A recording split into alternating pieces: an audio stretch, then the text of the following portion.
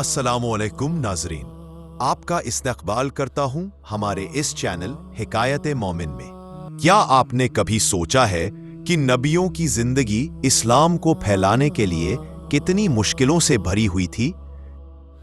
कि हमारे जिंदगी में कभी कभी ऐसे लोग आते हैं जिनको दुनिया के लोग सिर्फ एक आम सा इंसान समझती है, मगर असल में वो रहमत का एक साया होते हैं, नूर का एक कतरा जिसे अंधेरों में डूबी पूरी कौम को रास्ता दिखाने के लिए भेजा जाता है, जिन्हें हम नबी कहते हैं, अल्लाह के रसूल कहते हैं, जो पूरी दुनिया में 1,24,000 से ज्यादा तादाद में आए। और उन्हीं मुंतखब चुने हुए नबियों में से एक नाम आता है, एक ऐसा नाम जिन्होंने दुनिया वालों को अल्लाह का वो मौजिज़ा दिखाया जिससे सबको मालूम हो गया कि अल्लाह के सिवा कोई नहीं।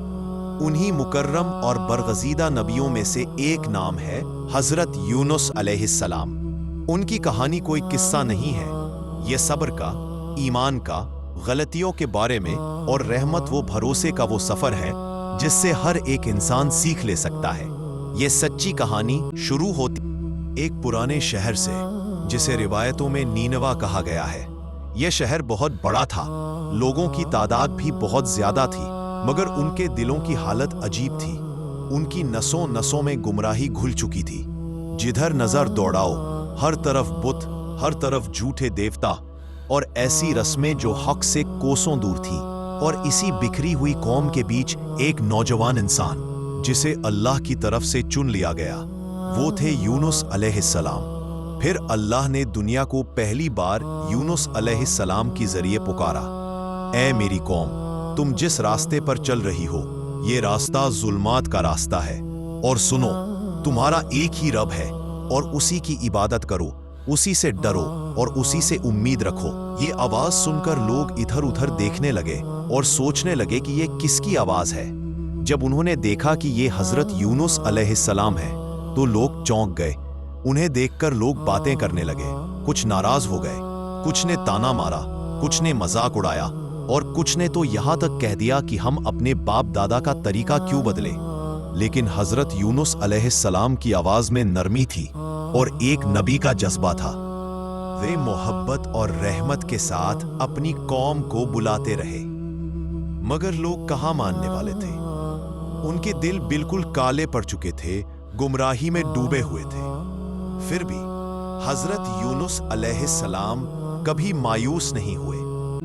वह हर बार बाजारों में जाते, लोगों के घरों के दरवाजों पर दस्तक देते और महफिलों में जाकर इस्लाम की दावत देते थे।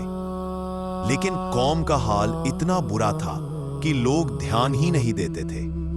कोई उन्हें देखते ही तंज कसता, देखो नया पैगाम लाने वाला आ गया। कोई हंसकर कहता, अरे यूनुस, वो अजाब कब आएगा? कोई कहता, इसे तो मालूम ही नहीं है, बस हमें डराता रहता है। और वहीं उसी कौम में कुछ लोग ऐसे भी थे जो चुपचाप सुनते थे, उनके दिल कांपते भी थे, मगर समाज का डर उन्हें रुक जाने पर मजबूर कर देता था। वो सुनकर भी अनसुना कर देते थे। तभी हजरत यूनुस अलैहिस्सलाम ने महसूस किया कि ये कौम सिर्फ झूठ में नहीं बल्कि जिद में भी डूबी हुई है। फिर एक रात ऐसा आया जब शहर की बत्तियां बुझ गईं। लोग अपनी गुनाहों की नींद में डूबे हुए थे। तभी हजरत यूनुस अलैहिस्सलाम बाहर निकले और एक बड़े से टीले पर जाकर बैठ गए थे। वहां हल्की हवा थी, चांद नीला चमक रहा था और उनका दिल भारी था। उन्होंने दोनों हाथ उठाए और कहा, ऐ मेरे रब, मैंने उन्हें तेरी राह की तरफ बुलाया, लेकिन उनके दिल अब तक सुन नहीं पाए। उन पर रहमत फरमा और उनके लिए हिदायत का दरवाजा खोल दे। ये वो लम्हा था जहां एक पैगंबर का दिल अपनी कौम के लिए मां की तरह धड़कता है। इसी तरह दिन गुजरते रहे, साल बीतते रहे, लेकिन कौम का हाल नहीं बदला। उसी गुमराही, उसी जिद, उसी अंधकार में डूबे रहे।